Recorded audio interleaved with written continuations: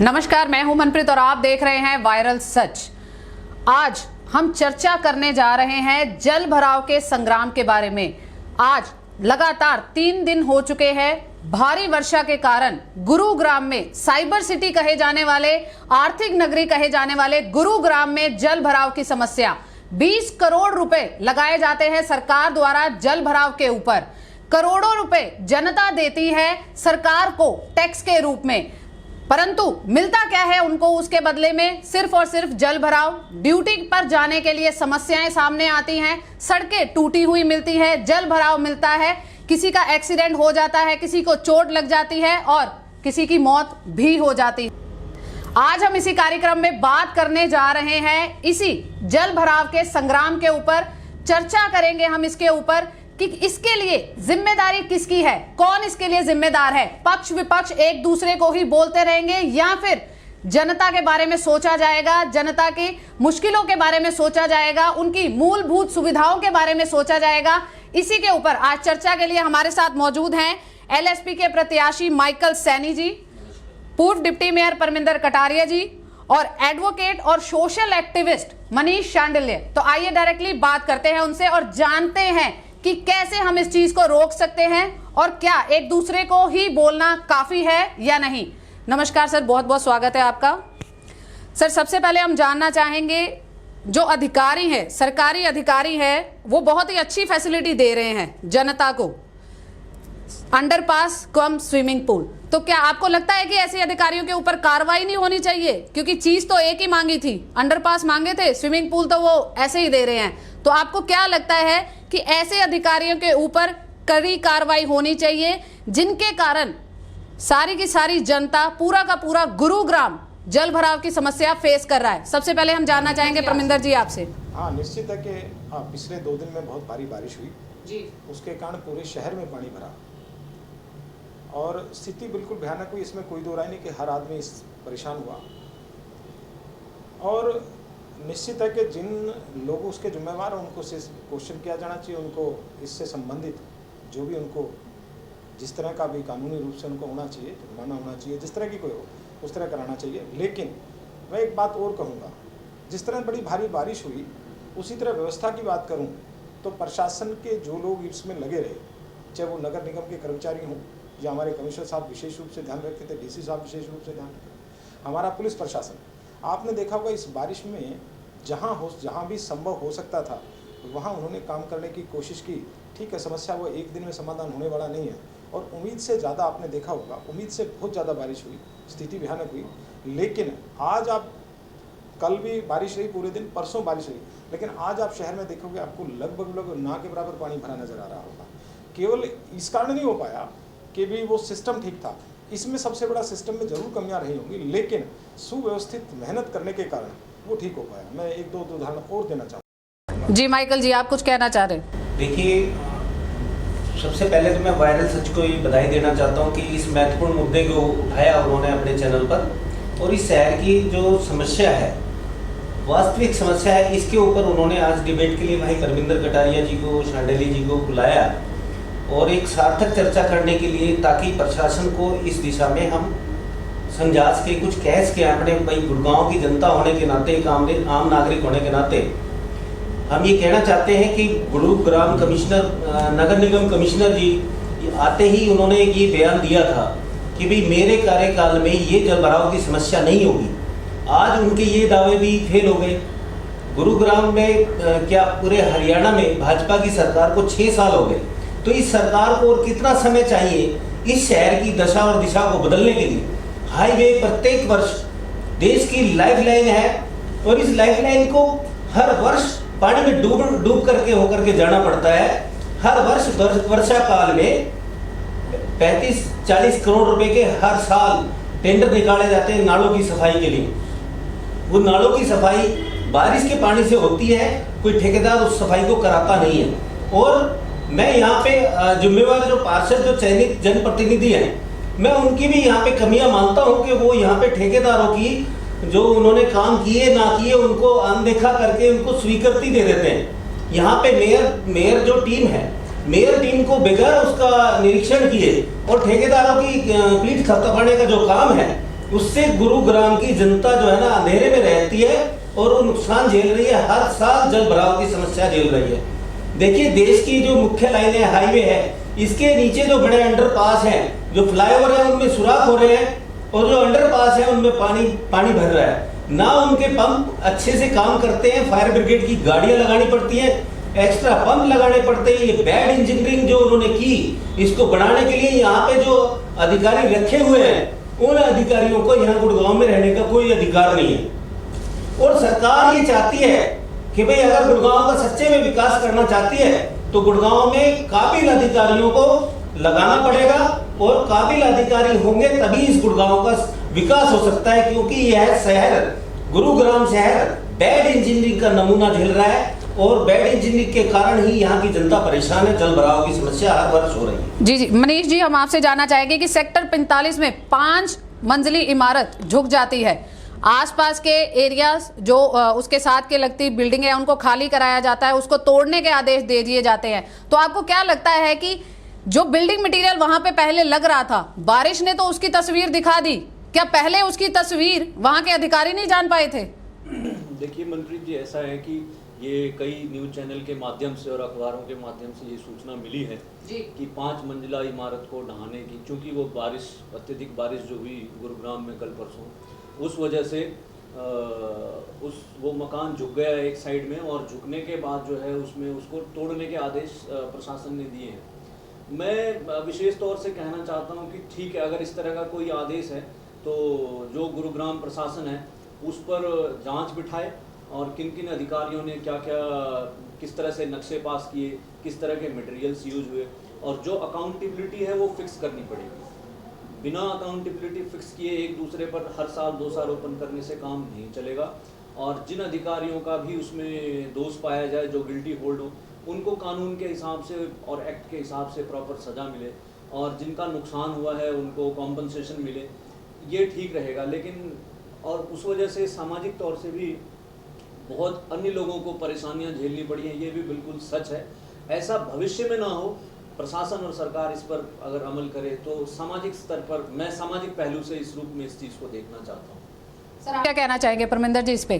देखो जी, निश्चित है कि वो बिल्डिंग झुकी है तो मटेरियल की उसके 2 कारण हो सकते हैं। झुकने के पीछे है कि जहाँ से बेस की शुरुआत है जी, वो कहीं ना कहीं पानी मरा है, वो बेस कमज़ोर हुआ है, बेस के कारण झुका हुआ है जी। मटेरियल की क्वालिटी का कारण एक हो सकता है, लेकिन कहीं ना कहीं इंजीनियरिंग वर्क जहाँ से नीचे से वर्क शुरू हुआ है, निश्चित है मेरा मानना है कि उसमें कहीं ना कहीं गड़बड़ है। और इसमें प्रशासन जो है, मेरा मानना, प्रशासन, मैं देखता भी हूँ, प्रशासन का काम नक्शा पास करना है, मटेरियल चेक करना नहीं है। जिस आदमी बिल्डिंग बना रहा था उसने संबंधित इंजीनियर कोई ना कोई हायर किया होगा, कोई ना कोई अपने मापदंड के अनुसार उसने उसको ठीक करने का प्रयास किया होगा। निश्चित है कि जिस इंजीनियर के माध्यम से वो बिल्डिंग बन रही थी, उस संबंधित व्यक्ति को आगे से काम करने का अधिकार नहीं देना चाहिए, क्योंकि अगर उसकी लापरवाही के कारण आज एक भारी नुकसान हो रहा है तो निश्चित है कि जो इंजीनियर 99% इसमें कुछ, वैसे मेरे हिसाब से सरकारी इंजीनियर कोई किसी का ये मापदंड, केवल सरकार नक्शा पास करने का काम करती है, मटेरियल की क्वालिटी सरकार नहीं चेक करती। निश्चित है कि मालिक और प्लस उस काम को जरूर जो है उसे सावधानी से करना चाहिए, और वो कहीं ना कहीं उस इंजीनियर जिसने उन्होंने हायर किया होगा, उस इंजीनियर की कहीं ना कहीं पार्ट पर कहीं ना कहीं गड़बड़ रही होगी। ऐसे इंजीनियर को निश्चित है कि काम करने का अधिकार नहीं देना चाहिए। जी मेरा जी माइकल जी, आप कुछ कहना चाह रहे हैं? देखिए मंत्री जी, ये जो बिल्डिंग का झुकाव हुआ है, नगर निगम से नक्शा पास कराया होगा जी। जब नक्शा पास कराया है तो क्या अधिकारी सिर्फ नक्शा पास करने के लिए हैं? भाई, बड़े भाई परमिंदर कटारिया जी ने कहा कि अधिकारी जो है ना, कि भाई वो क्वालिटी चेक नहीं करते। क्यों नहीं करते? जब हलवाई की दुकान पे जाकर के खाने की चीजों की क्वालिटी चेक कर सकते हैं, तो जिस 10 मंजिला 15 मंजिला बिल्डिंग में लोगों को रहना है, अगर उस बिल्डिंग की नींव तक की जांच ये अधिकारी नहीं कर सकते तो नक्शा किस आधार पे जांच करते हैं, किस आधार पे नक्शा बनाते हैं? वो क्वालिटी, एक नींव जो एक रखी जाती है, उस तक तो देखने का अधिकारियों का नियम होना चाहिए। देखिए, जीते जी कब्रगाह है और जीते जी कब्रगाह है, और इनमें है ना 10 मंजिला में कितने सैकड़ों लोगों की जान जा सकती थी इन अधिकारियों की अनदेखी के कारण, जो उनकी उस मकान की नींव तक को देखने के लिए, उसकी क्वालिटी चेक करने के लिए तक के लिए जिम्मेवार नहीं है। तो ऐसे गैर जिम्मेवार अधिकारियों का क्या काम? इसका जवाब देता हूँ। सरकार की तरफ से आर्किटेक्ट बाकायदा इस संबंधित कोर्स करके लोग मार्केट में होते हैं, उसकी संबंधित जांच करने की फीस लेते हैं, वो संबंधित हायर किए जाते हैं किसी भी इंजीनियरिंग को, तो निश्चित है कि कहीं ना कहीं प्रशासन इसके इंजीनियरिंग का मैंने आज तक देखा नहीं, लेकिन हो सकता हो, लेकिन इससे संबंधित बिल्डिंग के जो मालिक है उसका कर्तव्य होता है कि अच्छे आदमी को हायर करे। एक मिस्त्री ने बनाते टाइम मकान में गड़बड़ कर दी ना तो जी, तो उसका प्रशासन कैसे देख पाएगा? आपको प्रशासन ही कह सकता है कि इसने कवर कितना एरिया करना था, उससे ज़्यादा कवर कर रहा है तो करे। इस पे हमारा बहस का विषय नहीं, इसका विषय मेरा एक सुझाव है, इसका मेरा एक सुझाव, इसका मैं जवाब देता हूँ, मैं इसका जवाब देता हूँ, मैं इसका जवाब देता हूँ। ये केवल एक घटना नहीं है, ये संबंधित गुरुग्राम के हर व्यक्ति के लिए संदेश है।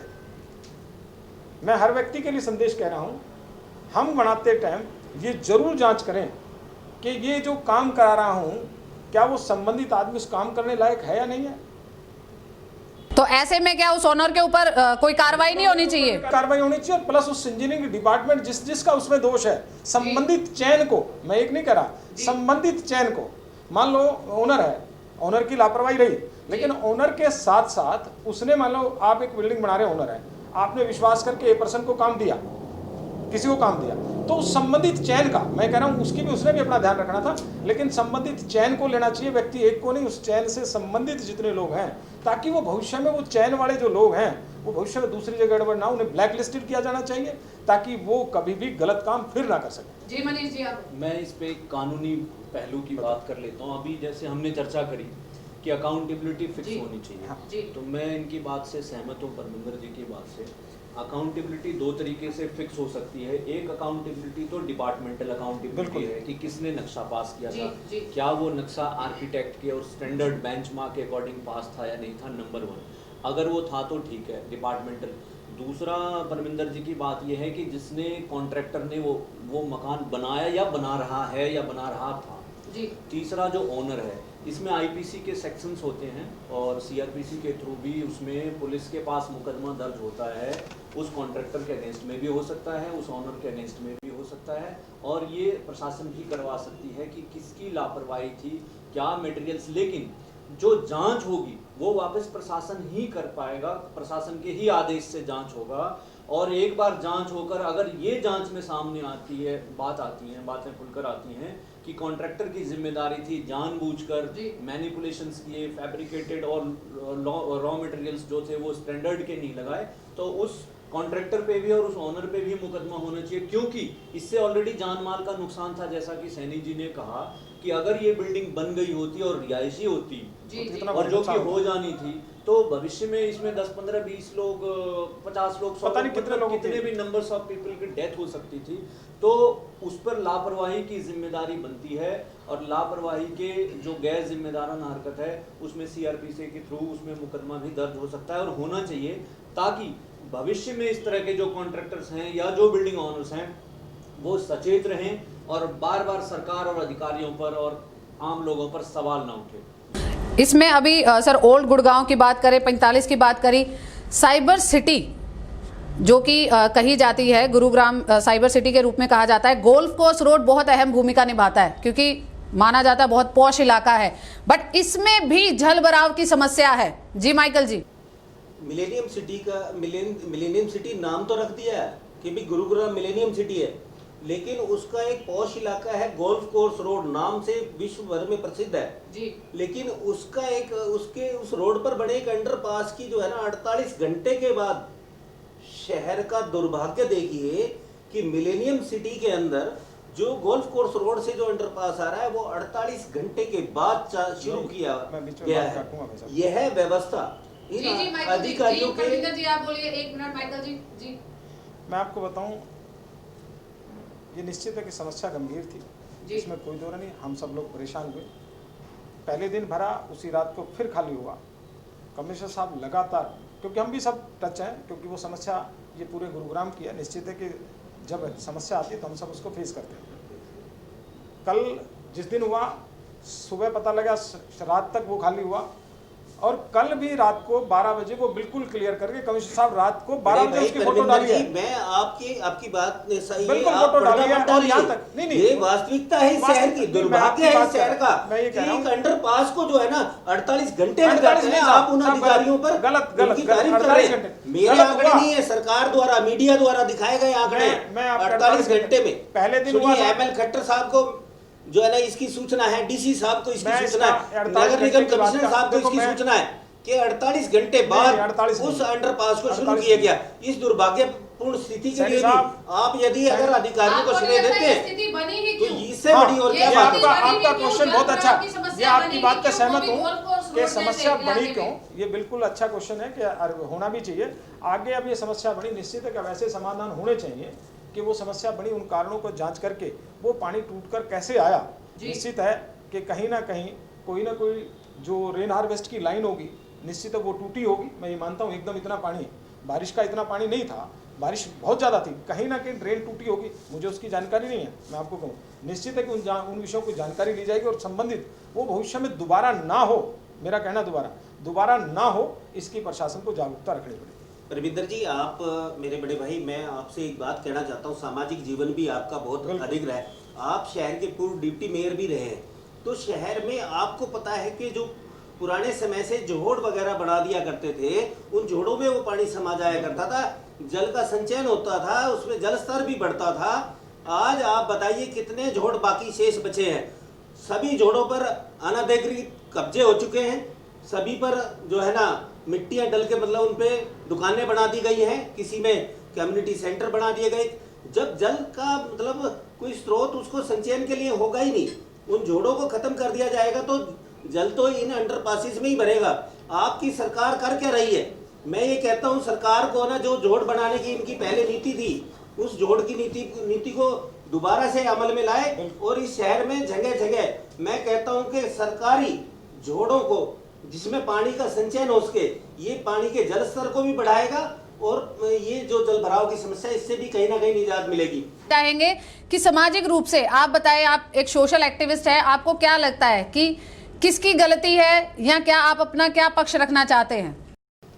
मुझे लगता है मनप्रीत जी की आरोप प्रत्यारोपों से बाहर निकलकर जी, और ये बात सच है कि बहुत गंभीर समस्या है। इससे बड़ी गंभीर समस्या अभी फिलहाल तो कुछ दिख नहीं रही है, डेवलपमेंट्स भी हुए हैं, लेकिन सवाल ये उठता है कि क्या अंधाधुंध विकास तो नहीं हुआ? अंधाधुंध विकास हम कहते हैं एक ऐसे विकास को जहां हम और चीज़ें, और मैं किसी भी पार्टी पर, ना मैं किसी पार्टी में हूं, ना मैं किसी पार्टी में आना चाहता हूं कभी, मैं प्योरली सोशली इस बात को रखना चाहता हूं इस चर्चा में, और ये एक सार्थक चर्चा होनी चाहिए। जी। और एक तो मैं हमारे पैनल के भी बड़े रिस्पेक्टेड लोग हैं, उनसे भी रिक्वेस्ट करता हूं कि हम मुद्दे पर चर्चा करें और सार्थक जी, चर्चा जी। करें। जनता में एक ऐसा संदेश जाए कि अगर 3 लोग 4 लोगों ने किसी सार्थक चर्चा पर बहस करी तो उसका कुछ परिणाम निकला, कुछ उसमें से मैसेज गया, चाहे वो मैसेज प्रशासन के लिए हो, गवर्नमेंट ऑफ हरियाणा के लिए हो, गवर्नमेंट ऑफ इंडिया के लिए हो, और सरकारें आती जाती रहती हैं। कल इससे पहले 6 साल से पहले कांग्रेस की या इनेलो की या XYZ की सरकारें थी, केंद्र में भी किसी और की सरकारें थी, आती समस्याएं खड़ी रहती हैं। पिछली सरकारों में भी उन्हीं समस्याओं पे हजारों बार चर्चा हुई, फिर इस सरकार में भी यही चर्चा हो रही है और हर साल चर्चा हो रही है। तो मेरी अपील तो ये है और मेरी बात ये है कि मुझे ये कहना है कि चर्चा हो तो उस पर फिर एक्शन हो, एग्जीक्यूशन हो चीजों का, चाहे वो सरकार कुछ निष्कर्ष निकले। मुझे याद है कि हम पिछले साल में एक महाजाम हमने झेला था और वो दिल्ली NCR में सबने झेला था। चलो यहाँ भाजपा की सरकार है, दिल्ली में आम आदमी पार्टी की सरकार है, वो भी बहुत ईमानदार होने का दावा करती है। मैं राजनीतिक विषय पे नहीं जाना चाहता।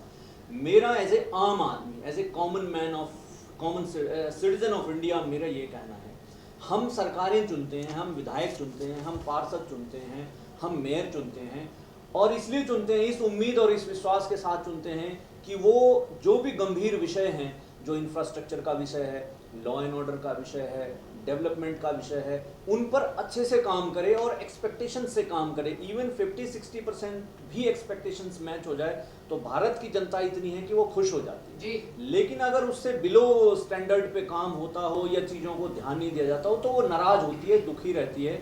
आज मैं भी दुखी हूँ। मुझे परसों मैंने आपके चैनल में वीडियो भी शेयर किया था और मैसेज भी किया था, बल्कि मैंने प्रेस में हर जगह किया था। मैं सी ब्लॉक सुशांत ब्लॉक 3 रहता हूँ। मेरे ए ब्लॉक में वकील अधिवक्ता मेरे मित्र हैं देवेंद्र गोस्वामी, उनके घरों में 4 फुट पानी भर गया और हमारा एरिया जो 750 एकड़ की सोसाइटी है वो बिल्डर के अंडर में आती है। पिछले 6 महीने से मैंने कम से कम 50 लेटर्स लिखे अपने लेटर हेड पे, पर्सनल लेटर हेड पे, और वो सबको लिखा है, डेवलपर को लिखा है, even chief minister of Haryana तक को लिखा है। थोड़े बहुत काम हुए, रिस्पॉन्स दिया। मैं ये कहता हूँ विधायकों का रिस्पॉन्स अच्छा रहता है, पार्षदों का भी रिस्पॉन्स अच्छा रहता है, लेकिन सिर्फ अच्छे रिस्पॉन्स से समस्याओं का समाधान नहीं होता। काफी नहीं है। दूसरी बात, तीसरी बात मैं ये कहता हूं कि किसी भी काम को करने के लिए हमें 2 पॉइंट्स की जरूरत होती है। हम 2 पहलू पर वर्कआउट करते हैं। एक पहलू होता है इंटेंशन और दूसरा पहलू होता है विल पावर जी। अभी मैं इंटेंशन पे, सरकार की इंटेंशन पे कोई मेरा प्रश्नवाचक चिन्ह नहीं है। मुझे लगता है इंटेंशन बिल्कुल क्लियर है, ऊपर केंद्र सरकार से लेकर नीचे तक सबके इंटेंशंस क्लियर हैं, ऐसा मैं मानता हूं। लेकिन कहीं ना कहीं मैं बहुत स्पष्ट रूप से कहना चाहता हूं, प्रशासन को भी ये संदेश देना चाहता हूं इस चैनल के माध्यम से कि कहीं ना कहीं विल पावर में मुझे लगता है कमी है और उस विल पावर को और स्ट्रॉन्ग करने की जरूरत है। विल पावर स्ट्रॉन्ग होगा इंटेंशन के साथ में, तभी वो चीज होगी। क्योंकि मैं निजी रूप से विश्वास करता हूं और मेरे साथ सभी इस पैनल में आप भी एग्री होंगे कि भारत में काबिलियत की कमी नहीं है, प्रतिभा की कमी नहीं है। हमारे इंजीनियर्स विदेशों में जाके पता नहीं क्या क्या कर जाते हैं, हमारे साइंटिस्ट जो हैं विदेशों में जाके क्या कर जाते हैं। तो हम ये कहें कि हमारी बैड इंजीनियरिंग है, हमारी प्रतिभा में कमी है, ऐसा नहीं है। कहीं ना कहीं मेरा अपना निजी ओपिनियन है, मेरा निजी विचार है कि विल पावर में हर सरकार में कमी है और उस कोई भी सरकार हो, चाहे कांग्रेस की हो, चाहे भाजपा की हो, चाहे आम आदमी पार्टी की हो, चाहे लोजपा की हो या कुछ भी ले लें, कोई भी राजनीतिक सम्मानी पार्टी की हो, विल पावर के साथ में काम करे, जो जनता की अपेक्षाएं हैं उन पर काम करे और खरी उतरे, ताकि एक सुंदर और अच्छे भारत का हम निर्माण कर सकें और इस तरह की रेगुलर समस्याओं से हर साल ना जूझें। ऐसी मेरी अपील भी है आपके चैनल के माध्यम से। जी मनप्रीत जी, अभी आगे हम यही चलते हैं कि एक दूसरे के ऊपर आलोचना करने से, पक्ष विपक्ष की धारणा से या चर्चाओं से कुछ नहीं होगा। आप तीनों अलग अलग आप कह सकते हैं कि वर्ग के लोग हैं, पूर्व डिप्टी मेयर हैं, आप LSP के प्रत्याशी हैं और आप अधिवक्ता और सोशल एक्टिविस्ट हैं। तो हम आपसे ही जानना चाहेंगे कि कैसे इन चीज़ों को कैसे इंप्रूव करा जा सकता है, कैसे इन चीज़ों के ऊपर काम करा जा सकता है कि जनता के ऊपर ये चीज़ें हर साल ना है, कि हर साल वो ये ना सोचे बारिश में कि अब मैं अपने घर को कैसे बचाऊं, कैसे अपने घर का फर्नीचर बचाऊं। जी परमिंदर जी। हर समय के साथ साथ अलग अलग समस्या है, उसका अलग अलग समाधान है जी। आज अपन जल भराव की बात पर बात कर रहे हैं और आज के दिन बरसात की सबसे बड़ी समस्या जल भराव की होती है।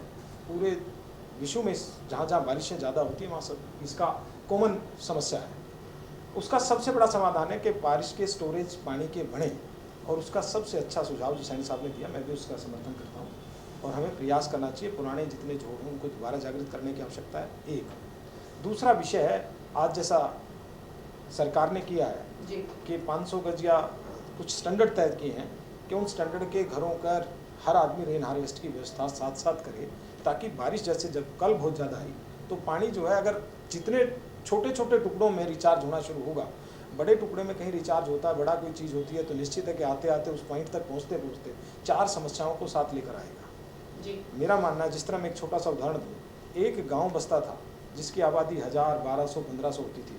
हर गाँव में 3 या 4 जोड़ हर गाँव में होते थे।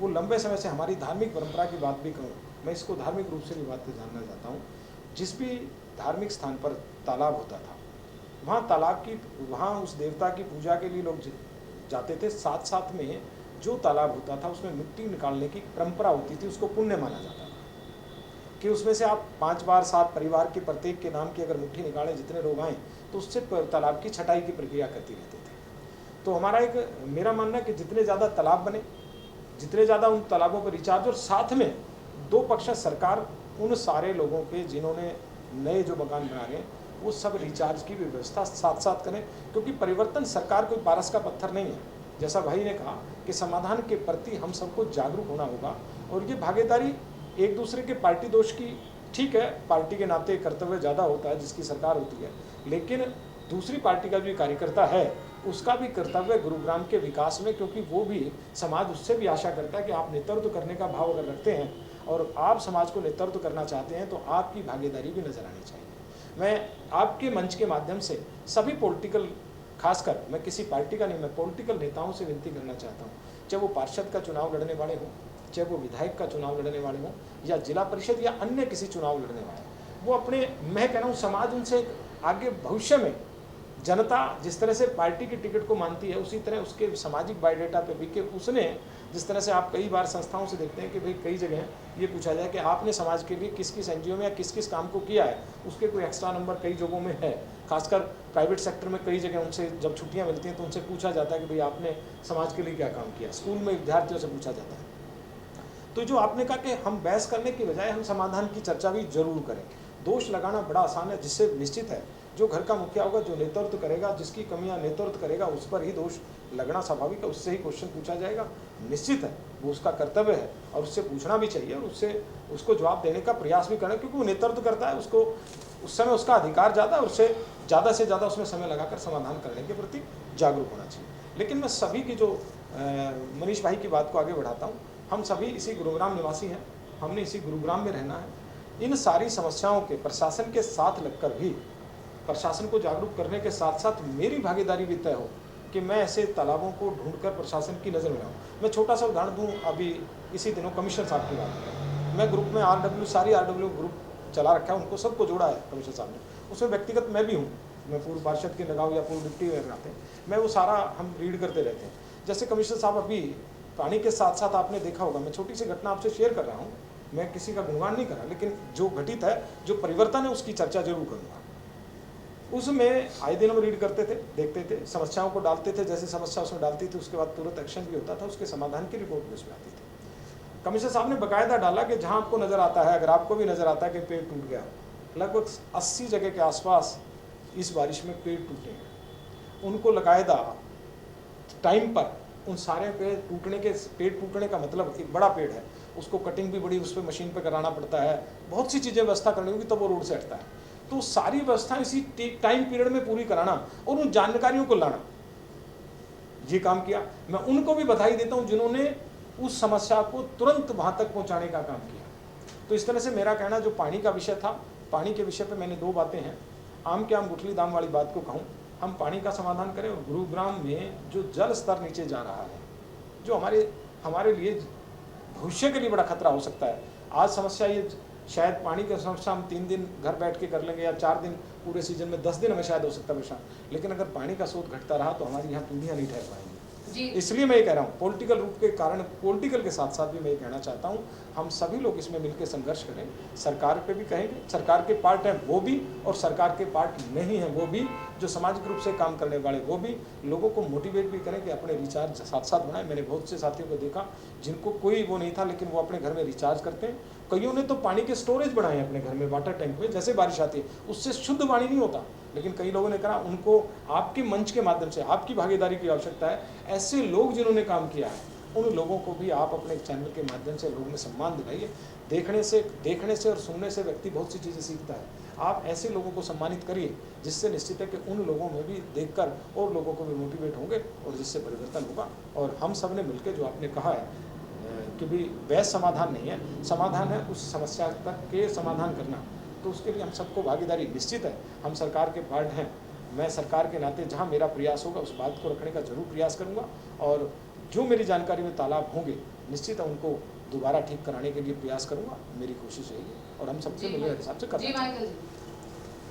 देखिए मंत्री जी, बात पहले भी तालाबों के निर्माण की हुई थी जी, और वो तो एक ज़रूरी है ही है, लेकिन मैं ये कहना चाहता हूँ कि गुड़गांव प्रशासन जहाँ जहाँ जल भराव होता है उनके सारे नोटिस में है कि भाई कहाँ कहाँ जल भराव होता है जी, तो वहाँ पर हार्वेस्टिंग की, जहाँ कम पानी भरता है तो वहाँ पे हार्वेस्टिंग पॉइंट लगा दिए जाए, और जहाँ पे ज़्यादा अधिक मात्रा में जल भराव होता है वहाँ पे जो सीवर लाइन छोटी हैं उनको बड़ा कर दिया जाए और आपस में उनको है ना जहाँ जहाँ वो पॉइंट चिन्हित हैं उन लाइनों को वहाँ ला करके मिला दिया जाए, एक सब स्टेशन बना दिया जाए और वहाँ से जो है ना उसकी सप्लाई, जिधर वाटर फ्लो होता है उधर जो पानी जा रहा है पूरे शहर का सीवर का, वहाँ पे उस पानी की निकासी का कार्य किया जा सकता है। एक नई सीवरेज लाइन चौड़ी बड़े आकार में अगर उसको कनेक्ट करके वहाँ पे पानी पहुँचाया जा सकता है तो इससे जल भराव की समस्या में रुकावट आएगी, बहुत सहूलियत हो जाएगी लोगों को। और जो ये क्या बोलते हैं जैसे स्कूल है, पार्क हैं, इनमें हार्वेस्टिंग पॉइंट की बहुत सख्त जरूरत है। इम्प्रूवमेंट के बारे में आप अपना क्या पक्ष रखना चाहेंगे कि कैसे प्रशासन, शासन किनके साथ मिलके क्या करना चाहिए कि ये जल भराव की समस्या दोबारा ना हो और हर साल ये समस्या जो जनता झेलती है वो ना झेले?